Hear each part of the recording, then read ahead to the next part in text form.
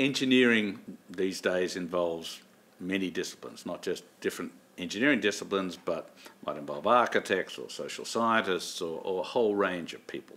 But in the future, we will need to attract a broader range of people, a more inclusive set, something that better reflects the society.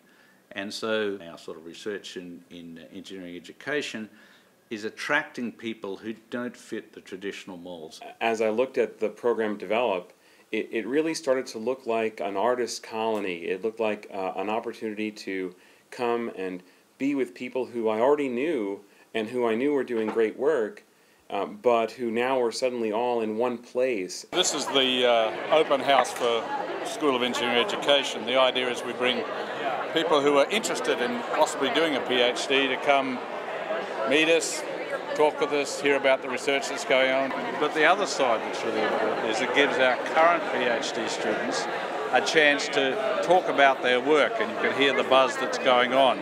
And so it's a professional development opportunity to see if they can do their pitch in a short time to other students. Why am I here? Yeah. I am here because I'm in engineering. I'm just a teacher in Alaska, and I was teaching engineering, and I thought I could learn better ways about teaching engineering and then also helping Alaska Native students go into engineering.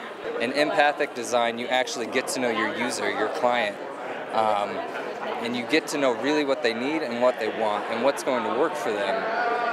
And then you design it, versus just designing something and maybe going and advertising it and saying, here, this is good for you and this is why. I went and taught engineering to students in Japan for the last 3.5 years. I learned that the education systems are very, very different. And I learned that there's not that much research going on in engineering education. I mean, there's some, but it's not the kind of field where everybody does the best practices based on the research. As engineers, we approach problems differently, as you said. We want to kind of create a theory, but we also, when we see changes, we question them, and we try to find root causes, or we try to describe what's happening. And so I think that interest in how we like to tinker and build things and play with things, I think that perspective is what allows us to kind of approach education differently. So we're trying to transform the way in which we educate engineers.